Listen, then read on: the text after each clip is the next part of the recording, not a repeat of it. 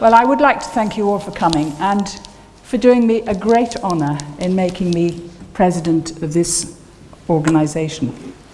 I will tell you a little bit more as the evening goes on about my association with this organisation. And for some of you here, you probably don't really know very much about me. But actually, I hope that my speech to you tonight will actually inform you about me so that you'll know me a little better. And in the next year, I hope you will use that new knowing to actually use me as a voice piece for what you think should be happening with this organisation and how we can extend it into a much more relevant organisation for the current 21st century and medicine and young people. I hope by the end of the evening too, I will have told you a little bit about the issues of current medicine and how they compare to the experience that I had as a young doctor, as a young surgical trainee in Merseyside. I hope that I'll send you a little away a little troubled, because they say the important thing about education is that if it doesn't stretch you beyond your comfort zone, it's not really having an effect. So if you go away a little troubled, don't worry about it. Actually, just keep thinking about it and talking about it. Now, my subject, when asked to give a title, I thought, I'm into reflection. You might find that strange for a surgeon. And I'm not going to give you the diatribe tonight on reflective practice, you may be pleased to know. However, I could do, but I'm not going to tonight. But reflections, actually, which I'm doing orally tonight, are really a looking back, and I think they are very first important start of what I will ultimately write up to put into the transactions about, actually, my written comments on what I say tonight. But actually, to actually take you all away and not let you worry anymore, would I do it all again? Well, of course I would. So I've answered the question before we start. So if anybody wants to go now, they actually can go. However, if you want to hear a little bit more, please stay. Of course I would do it again. Medicine is an amazingly wonderful profession. But it is actually different, and it is actually changing. As you can see from this slide here, me as a surgeon and a clinician and as an academic was underpinned very much by strong family, strong friends, enjoying myself and drinking champagne. And I hope that you've all partaken of some beverage before we've started tonight. It's the wrong one. Now, this institution has a great place in my heart, and I actually have been a member of this organisation since about 75, 76. I was introduced to it during my time as a pre-fellowship registrar. You've heard that there have been 6 previous lady presidents of this organisation, and I am honoured to be the 7th. And I'll just make some comments about these. 3 of them I know particularly. I didn't know Margaret Thomas. Isabella Forshaw is a legend in her lifetime, and I know about her. Janet Smelly I might say a little bit more about, because I think she was my GP in Liverpool, and I first met her when I pursued my surgical career as demonstrator in anatomy, which was the standard way to proceed in surgery in those days. 1 year house jobs and then demonstrator in anatomy.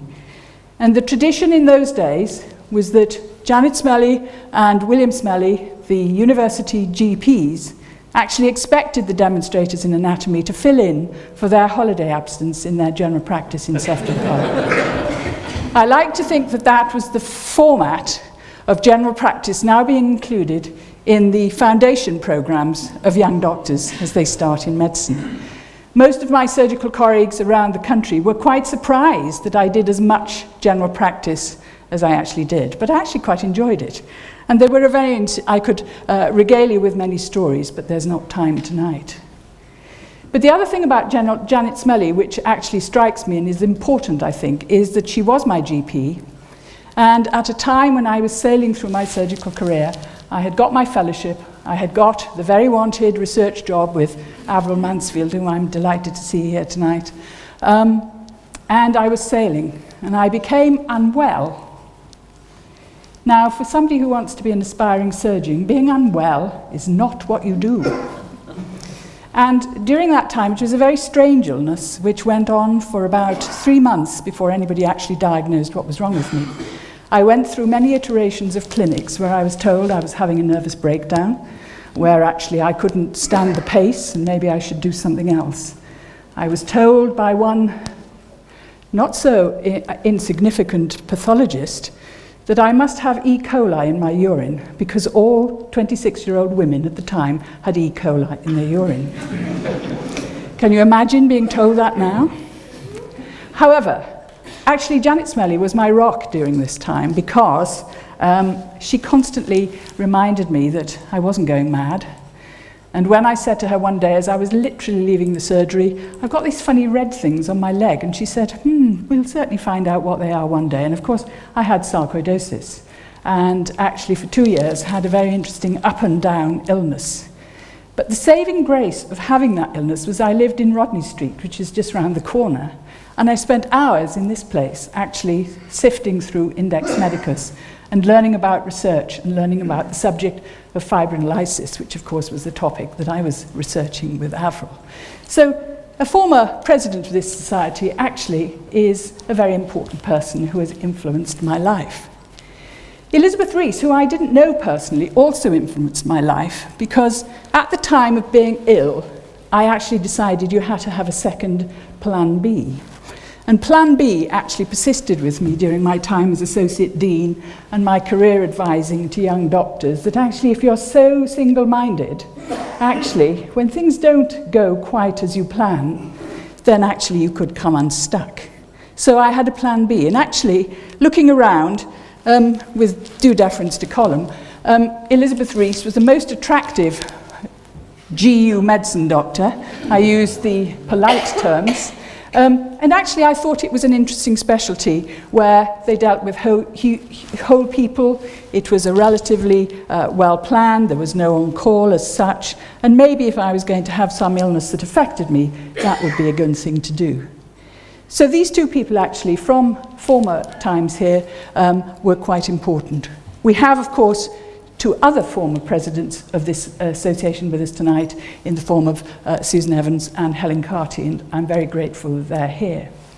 Before I leave this slide, I will just say and congratulate this august society because in 1979, that was the year that the College of Surgeons first appointed a woman to the Council of the College of Surgeons. This society was therefore decades ahead of one of the rather more established forms of surgical practice particularly. I'm going to take you through my career in a formalized way, and I will try not to keep you away from your dinner for too long. I'm going to talk about medical school and reflecting on that, about women in surgical training, about a woman as a consultant, a woman at the Royal College of Surgeons, and perhaps the question that I'm regularly asked is, what about this new career and why on earth are you still doing it? And I'll actually offer you some of my own experiences and some comments on how I see things now in the context of medicine in this time compared with what it was before. Going to medical school was my absolute dream from being at school. The Liver building was the centre of place. I was like most other ordinary young people, keen to get there. I was supported by parents who were keen that I should actually pursue as far as I should my career. At school, you heard a little bit about it. It was actually a forerunner of comprehensive schools in Wales.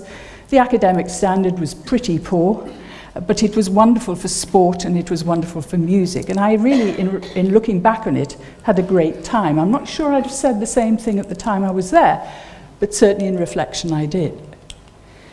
I did A-levels for a second time, which is quite interesting in the current discussions of education in this country.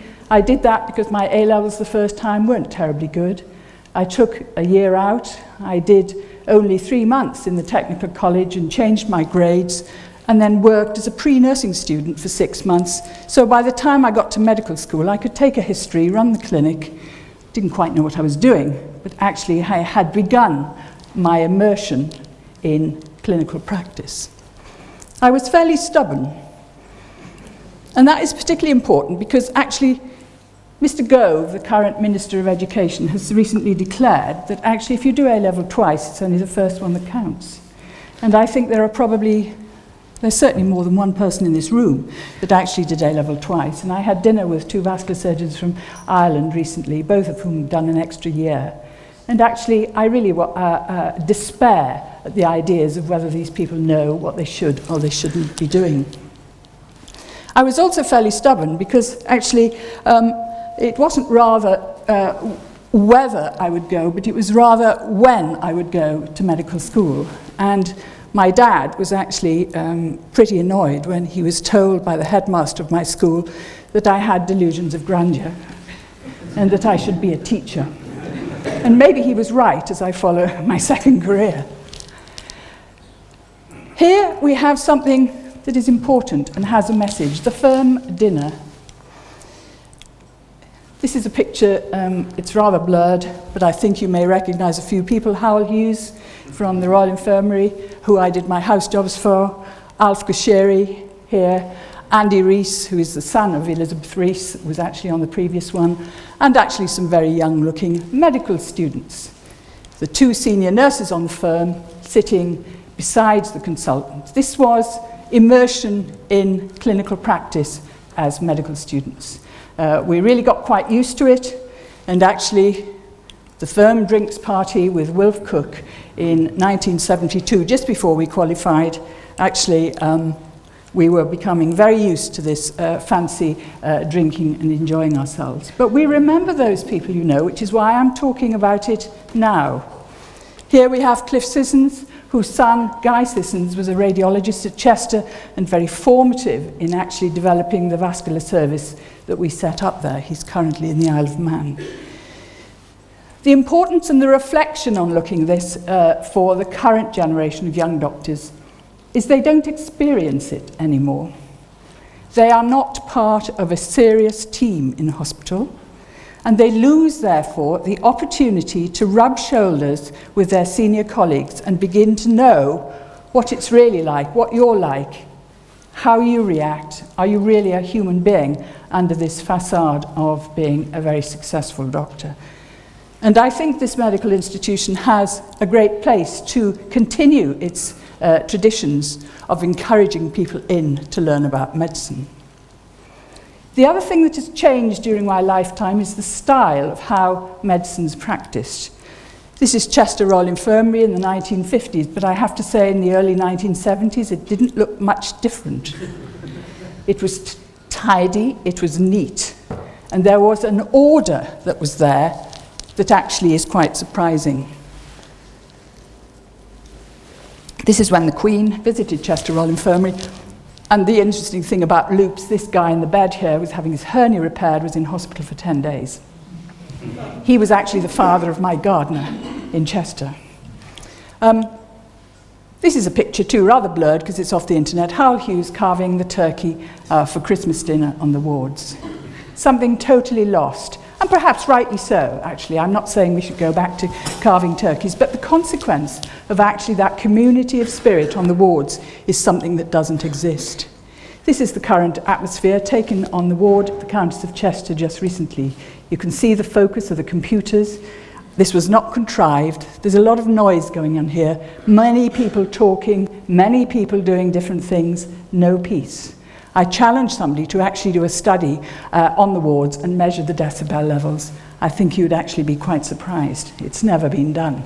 But actually, at lunchtime today when I was in Chester, the F1s were just about to have a lecture on the mistakes they made writing prescriptions. When you're the newest person out of medical school and you haven't done it before, you're jolly scared about what you're doing. If you're doing it in this atmosphere, how can there be any peace? The system has not coped with that yet. And I think the system of those who educate postgraduate doctors really need to consider this quite carefully. These young people here are no different to these young people here. There is no difference in their, intelligence, enthusiasm, sense of vocation, and actually where they want to go and what they want to do. However, there are emerging huge differences in the context in which they're expected to work and they're expected to survive. Graduate entrants, being top of the class. Unlike me, who wasn't top of the class, actually the current generation, 4 A's to get into medical school, they expect to do well. I have never seen so much stress in young people in the last 4 years when they start their jobs, because they don't seem to be succeeding at the top level which they expect to do. We haven't learned to cope with that yet. We are still immersing them in the same traditions of practicing medicine that we were doing when the context was quite different in the 1970s. I would like this society actually to begin to be a voice for saying actually what the goodness are we doing about it. I applaud my colleague Roger and his wife Andrea for bringing up the issues of the new changes in healthcare. I would like this year to actually highlight a little bit on the care that we do or don't take for young doctors, because we haven't got it right.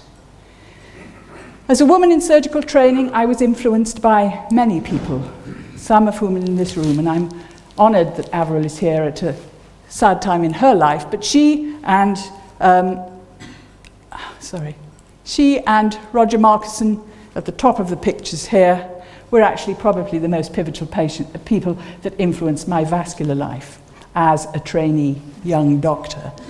Avril was probably the best technical surgeon I ever worked for, and I still remember her actually as being a very human person. And she taught me something about reacting with patients that I think I took along throughout my career, which is at the end of vascular surgery for aortic aneurysm disease at the Northern Hospital, at the end of the procedure, she would always ring the family and say the operation was over and that the patient was returning to the ward, because we didn't have high dependency units in those particular days. The 3 people in the middle, John Robertson here, Black Jack, big influence on us as medical students, on his skis. Again, Hal Hughes and David Annis. I did my house jobs for those, and actually all of them in their own way influenced how I became a doctor. Robert Shields was the president, and the lovely John Bickford, who was the cardiothoracic surgeon at Broad Green. But I think it's interesting to think about what we remember about the people that we worked with. It wasn't always because they were the most brilliant surgeon or the brilliant doctor. It was the sort of person they are and their personal integrity of how they worked. And of course, in surgical training, again, Avril here, women in surgical training, the encouragement of women was very important. This is the Association of Surgeons in Training, slightly more women here than you might expect. Women were beginning to break through into surgical practice during that time. But contact with patients during my time was actually quite interesting. I already alluded the fact that you stayed in hospital for 10 days if you had your hernia repaired. If you had a gastric ulcer, you probably stayed in for 6 weeks with a milk drip. Actually, nowadays, these 3 elderly ladies, and I don't have permission actually for showing their photographs, but this is my mother and her 2 friends on St. David's Day. This friend here actually fractured her hip earlier this year. She was taken into Chester Royal Infirmary. She was in for less than a week. Now, minimally invasive surgery, enhanced discharge have all resulted in a shorter stay in hospital. Have we really adjusted how we teach young doctors? Are they really in the outpatients? Are they really in the community? I don't think they are, actually. They're confined to signing forms and filling in computer data in the wards, not learning much clinical medicine. As a woman consultant, I had a great time. I went to Chester, and I'm honoured tonight that there is a minibus load of my former colleagues who were highly instrumental in allowing me to be an adventurous surgeon at the Countess of Chester Hospital. My mainstay of practice was vascular disease, and here we have the main artery, for those of you who are not surgeons, with this classical bulge here of the aortic aneurysm. Pretty bread and butter surgery by the time I was in practice. I have to say, it really was only in the 70s introduced in Liverpool, and Liverpool has had a fine tradition of advancing vascular surgery with Edgar Parry and others, Peter Harris more recently. The abdominal aneurysm was actually the pièce de résistance. It looks like this, a great big bulge in the aorta, and if it bursts undetected, the chance of death is well over 90%. And that hasn't changed, actually.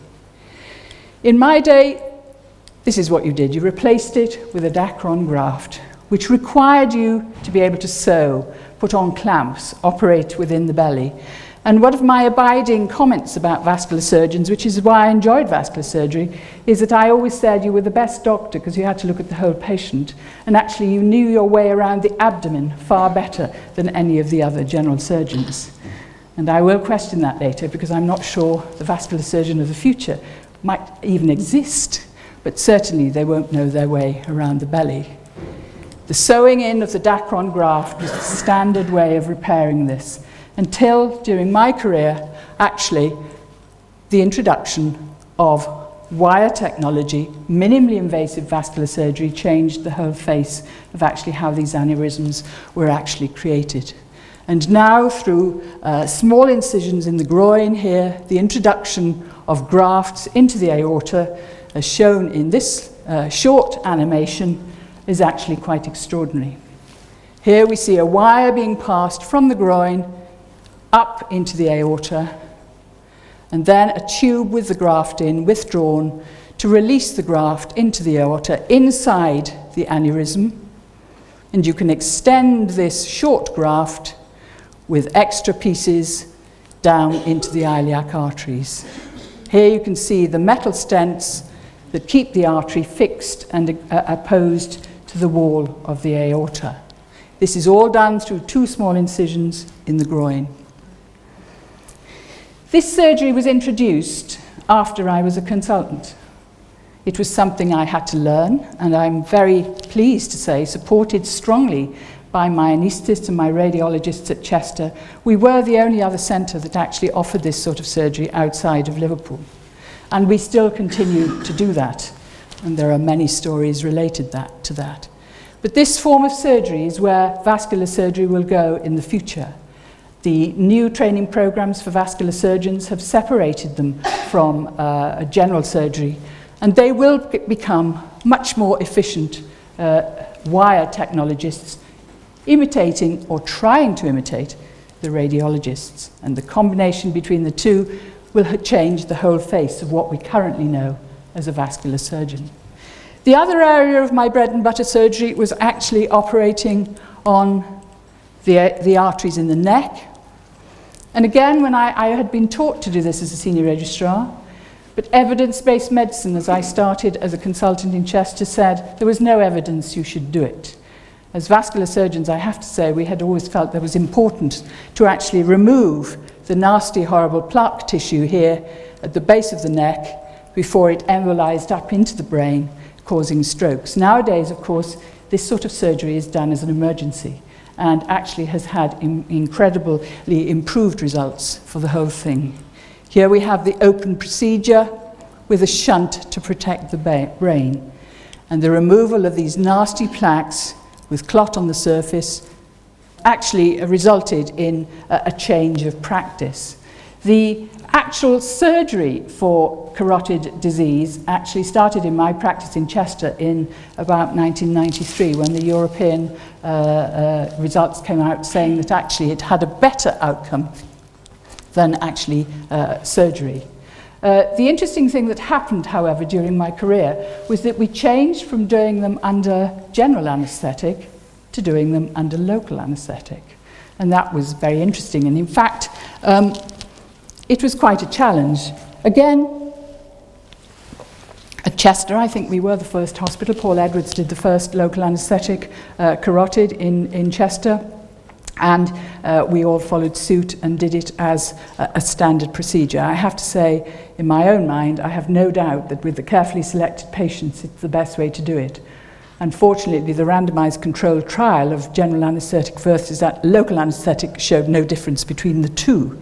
So surgeons that were actually a little timorous of actually doing this under local anaesthetic can stay doing it under general anaesthetic, but I'm not sure that is actually the right thing. And there are some interesting stories about doing it under local anaesthetic, which I think are worth recounting. Patients, the first patients I did, I chose very carefully. Long, thin-necked guy who actually had no fat and was actually a perfect specimen. I took him to theatre and put on the clamp, and he had a stroke. It was the closest I've ever been to doing a bench experiment in the operating theatre. Took the clamp off and he woke up again, and he talked a lot, this guy, while we were doing the operation. So we shunted him. We put in the shunt that you saw there so that he stroked, put in the shunt, opened it up, and then he continued to talk. We repaired the artery and then took out the shunt, and actually while we were closing the artery, he actually had a stroke, took off the clamps, and he woke up again. Very short periods of lack of blood to the brain, but actually it worked very well. But it was a very scary moment. I suspect if you looked at my coronary arteries, they probably narrowed quite considerably during that time. The other interesting experience doing them under local anaesthetic is you can truly have an interactive discussion with the patient. We actually had very good surgical teams. The anaesthetists were fantastic in doing this. David Lush and David Powell actually were at the beginning of all of this, but probably didn't do many under local anaesthetic at the time they were at Chester. But the anaesthetists were very important. But we had one particular patient who I had been listed by my very senior registrar. I was on holiday.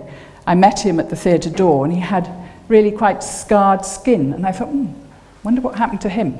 But I didn't ask him. He was just about to have major surgery, and I thought there will be time later. So the patient actually was put in theatre, we set him all up, and we started the operation. I was operating with an SHO, and I said to Sister, can I have a Mac-Indoo scissors, Sister? And here we go, perfect timing. Can I have a Mac-Indoo scissors, Sister? And she said, yep, fine. So being a horrible consultant, I said to the SHO, who was Mac-Indoo? And look of complete don't know. At which point the patient piped up and said, I know who Archie Mac-Indoo is, and proceeded to give us a description of how Archie Mac-Indoo, who was actually a very famous plastic surgeon, who during the Second World War actually was a great pioneering work on plastic surgery and burns after aircraft injuries for patients. But that was actually, you can imagine how I felt really, can't you? You know, here was the patient telling this patient with a clamp on the artery to his brain, telling the SHO about Archie Mac-Indoo. He knew better than I did, actually. But the future, the last 50 years has done amazing things for surgery, but we haven't seen the best of it yet. This is just really a Gary picture to say, you know, we've got robotic surgery, we've got all sorts of things. We will be doing surgery in a completely different way, if at all, in first world countries in 50 years' time. In the last 50 years, we've changed the whole practice of how surgery is operated and how long patients spend in hospital, mostly for the better, I have to say. And I've always said that the important thing about being a surgeon is that you're looking to do yourself out of a job. It is a very peculiar job to chop people up, and actually we need to think about that. So reflecting on my career, I had to learn new techniques, I had to improvise knowledge, I had to develop teams and departments. I had to cultivate thinking surgeons. I didn't want to be working with doctors that were responsible being delegated jobs on my behalf if they didn't think properly. I was encouraged by my colleagues, and Jim Kane, who's here tonight, actually as a senior colleague, was very supportive in new ideas and developing new systems, and we could do it. And I was also immersed in developing the traditions of the professions of medicine. I actually was immersed because of the hours we worked, and I certainly am not one to support the idea we go back to those draconian hours that we worked earlier before the 2000s. But actually, we are losing touch with our junior doctors. When I look at medical graduates coming into the foundation years nowadays, I am concerned that actually we don't get to know them. They don't get to know us. Their experience of being part of the team is far from realistic. So, what were the most proud moments I had of being a consultant surgeon? I've put a list of things up here because they're actually quite important, to some extent have some relevance to the medical institution. I was appointed to set up a vascular service, which is why that is in black. The rest in blue happened on the way. And I put this slide up to say that the young consultants who are being appointed today are required to do the throughput of the work. And I was told this very firmly last week when I actually lobbied for somebody to do something other than actually operate on another 10 patients. The opportunities of young consultants and the brains and the way they're being used bothers me in that they're innovative and new ideas are being thwarted by the increasing bureaucracy within healthcare as we know it. From this society's point of view, you should note that the Emergency Regional Vascular Group, which was set up in 1989 and will be 25 years old next year, started here at the Liverpool Medical Institution. We had our first meeting here. As a young, innocent consultant, well, a young consultant anyway, I suggested to my colleagues that maybe we should actually consider audit and actually registration of cases. They told me to shut up and be quiet. That was boring. But of course now we have moved into national registries of major procedures. At Chester, we did actually set up the first pilot of cross-district vascular cover. Emergency cover at consultant level nowadays is the norm. I have to tell you, when I was appointed a consultant in Chester, the idea was that you might be available for vascular emergencies any time of day or night. And I said, sorry, I can't do that. And the ideas, therefore, were bound upon me to set up a service that replaced that ad hoc availability of things. And I'm proud to say that that actually happened. Perhaps my research interest in venous disease and duplex scanning imaging, actually we were the first hospital in Merseyside, sorry John, to actually do colour flow duplex for venous disease, and we had really a very big practice, and with Guy Sissons and with Virginia Clough, our haematologist, we had a very interesting practice in this area. But it was actually the encouragement of women, led by Avril as part of her endeavours at the college. And this is just a picture of some of my female colleagues taken while I was still practising in Chester. And you can see Claudia here tonight, and Bethan, who actually does the transactions of the institution, actually on this photograph. I show you this photograph, and I'm going to cover it with another one, because of course if you look at all of the photographs in the College of Surgeons, they're all men, or they were. I'll move on a little more. But there were women, of course, in the early part, the late 19th century and the early part of the 20th century, who actually dressed up as men in order to train as doctors and certainly as surgeons. Well, while we were taking this photograph, a little bit of kerfuffle around, and somebody came along and announced that actually we had a new visiting lady surgeon in the hospital today, and could she have her photograph taken as well? And this beauty appeared, none of whom we'd met before, who happened to be one of my male colleagues who couldn't be left out of a photograph, so actually got dressed up. This is actually Mr. Dimitri, the vascular surgeon from Chester. I don't know where he got the wig from, but actually, interesting fact though, couldn't be left out of the photograph. I was fortunate enough to be elected to the Council of the College of Surgeons in 1999 and had a very interesting 10 years there. And as a surgeon there, actually the women in surgery actually were relatively rare beasts. It was only 1911 until the College of Surgeons, which was actually made a Royal College in 1800.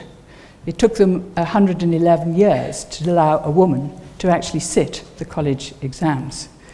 And that was after much fighting. Again, Eleanor Davis Colley was that woman, and her memory was remembered by Avril, who actually almost personally raised the money to actually refurbish the second lecture theatre at the college. And I do recommend that if you are in London, you visit the College of Surgeons. The Hunterian Museum is fantastic, it doesn't cost. And actually, if you are able to go into the museum, you will see this cartoon remembering women surgeons that have been in the system. And it's a very big cartoon, actually, probably filling about that much of the wall over there. But it's great fun.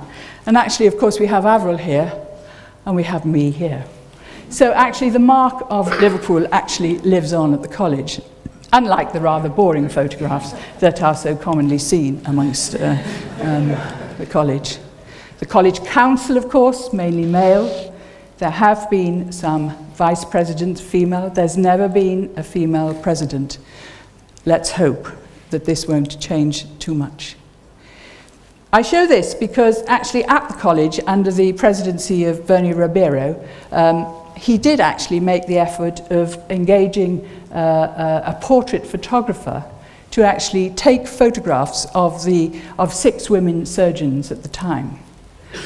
I put this up because one of them is obviously my mentor, Avril Mansfield, and me, but actually it is an accolade to Liverpool, I would say, that of the 4 women photographs in the College of Surgeons, actually 2 of them are from Liverpool, and I think it actually is a credit to the city. It is a credit, we're both members of this organisation, and it is a credit, I think, to the upbringing that we had in Liverpool, which was extremely good.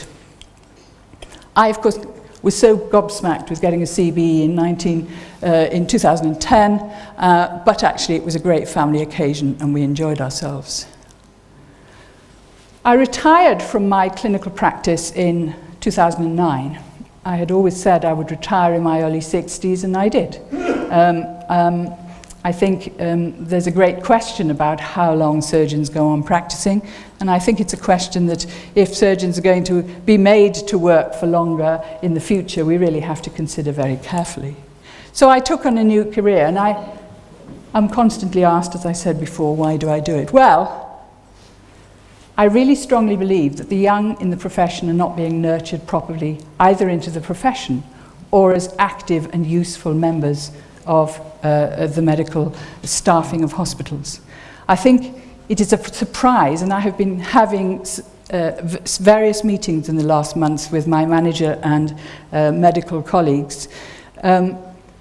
It is quite surprising to me how little people know about the actual data. In an acute hospital, middle-sized hospital like the one I work in, 2/3 of the doctors in that hospital require some form of supervision. That figure is staggering. That doesn't mean to say they can't do anything, because actually many of them are very experienced. But the provision of actually providing good supervision of these doctors does not exist. And we have the Dean here tonight, and I know that he is working hard to actually change the quality of education that is offered. But one of the things that doesn't get valued in the current system of hospital care is actually the prioritization of the supervision and nurturing of young doctors. There is also an air abroad that others can do our job for us. And that has been edging its way into the system over the last decade or so.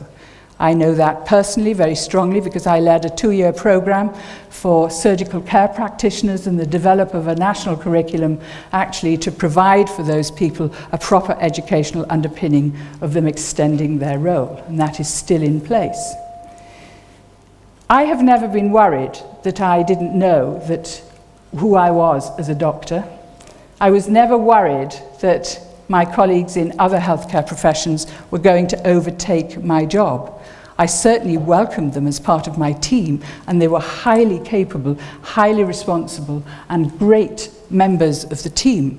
But to replace somebody who is the doctor, who is the surgeon, actually is a difficult task.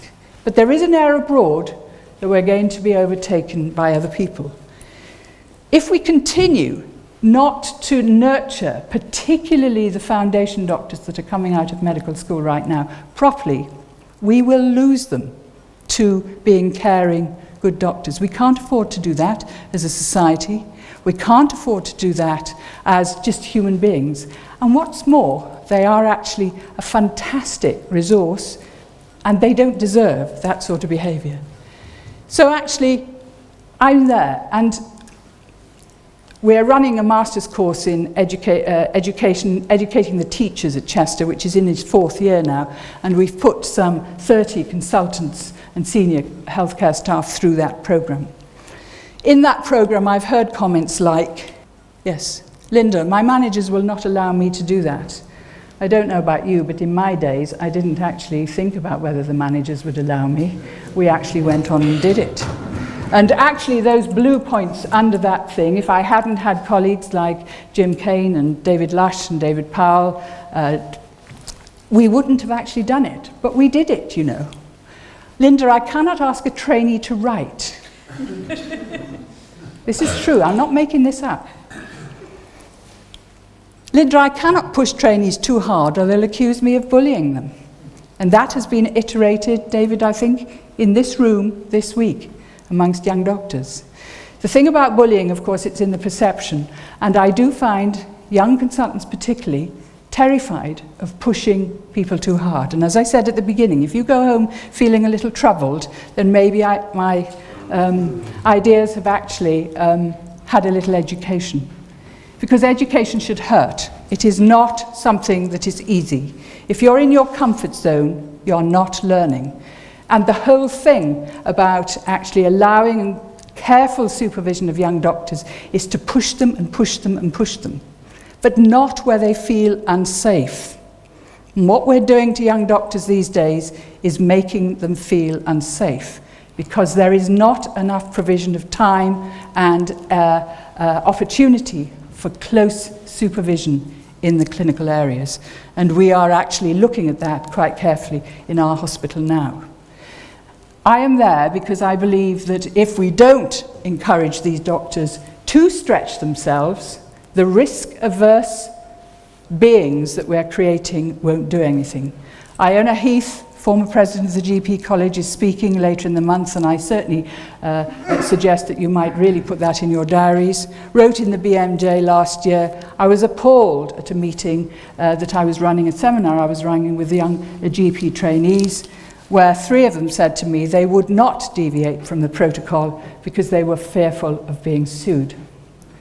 The risk-averse nature of our society, and certainly of our doctors, we cannot afford it. We have to do something about it, which is why I'm still there. There's no time in the clinical setting to teach, just to solve problems. Placements are too short, there is too much rotation, lots of exposure but less death. Keeping in touch with young doctors is difficult. I stopped giving Christmas presents to housemen in about 2004 because there were so many people that crossed the threshold, I couldn't remember how many had been there. The community and actually getting to know people is actually an extreme worry. I've been working over the last years in the domain of education. Roger mentioned the invisibles. I could have given you a lecture on the invisibles, but I chose not to. The invisibles actually are resources that we have developed for teachers to teach professional judgment and clinical decision making. The context in which doctors work today have completely changed, but the requirement for them to make good professional judgments in order to look after patients well will always be the same. The requirements for them to relate to patients well will always be there. At the heart of our educational work on this is something we've named the clinical thinking pathway. I raise it really to put into your minds the idea that the sort of thinking that doctors should be doing is actually different to actually what they are doing, and certainly what we're nurturing them to do.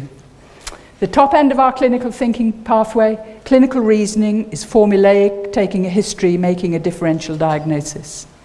The bottom end is deliberating on what is the right care for the individual patient in front of you now.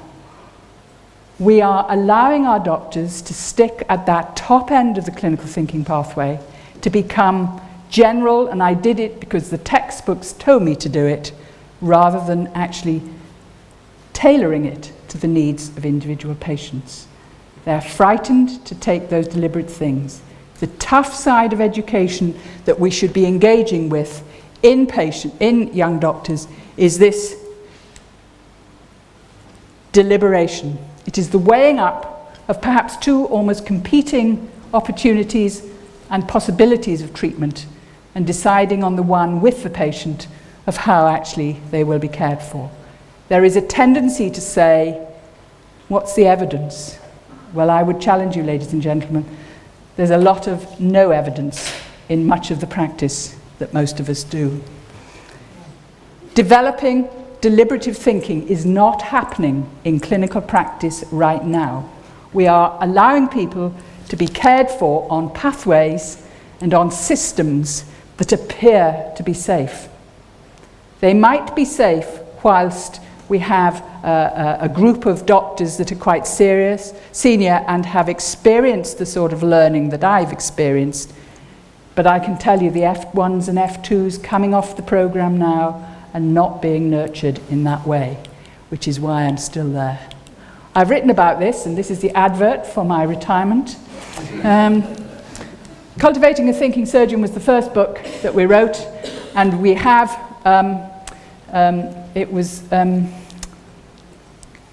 his name's gone out of my mind, James Drife, who is coming to talk to us later in the term. He wrote a review of it and said, cultivating a thinking surgeon is an oxymoron. I was a bit upset by that. So I changed it to developing a wise doctor. And this is something I would appeal to you, Reflection for Medical Appraisal. Actually, that's the latest book. It's just been delivered from the printers today. Ladies and gentlemen, thank you for listening to me. I've been through some of my life as a surgeon. I've offered you, I hope, some ideas on how things have changed and my concerns about the lack of surety of ensuring that those that are coming out of medical school right now are going to get immersion in practice. They're going to get stretched to the point of pain in actually being encouraged to be good doctors. And that's why I'm still there. The education program that this organisation has set up for the next year, led by Austin McCormack and Alicia, is actually going to attract young doctors into this place. This place is perfectly set for becoming a home and a nurturing place for young doctors and their friends. And I hope that actually that will continue. These are the things that I just bring to your mind. The next meeting on the 31st of October, Roger Kneebone talking about simulation. The Henry Cohen Medicine Lecture again, James Drife talking about gynecological things.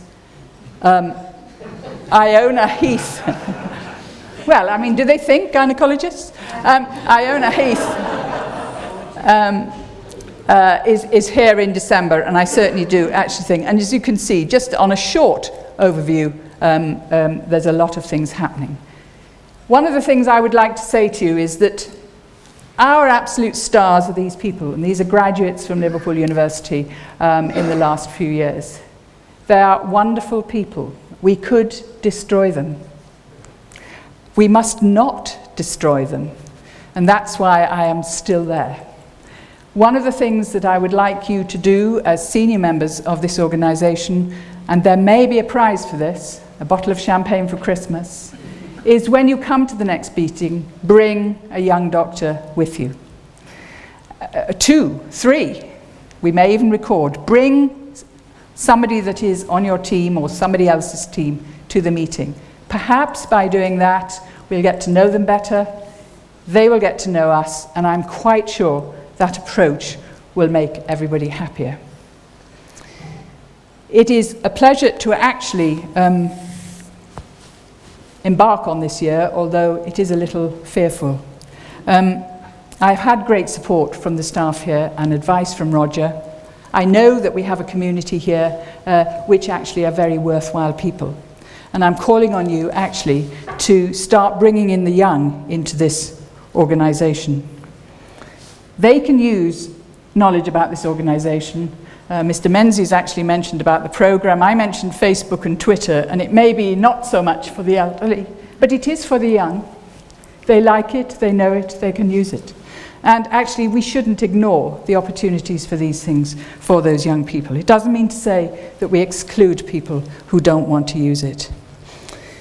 We have a members login page. The photographs that you've had taken tonight will appear on that in the next few days.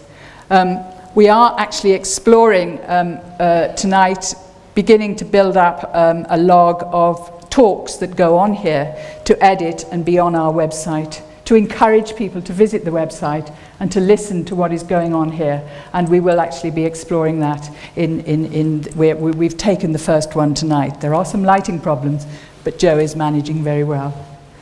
I believe, ladies and gentlemen, that if we do these things, we will begin to turn over the risks of disillusioning and actually creating doctors, which certainly as I get older, I need more and more of in order to keep healthcare in the United Kingdom safe. And now I will stop and invite you to dinner. Dinner will be on the balcony upstairs. Grace will be said by Roger Franks. But I do wish you a very jolly evening from now on in, and thank you for your patience for listening to me. Thank you.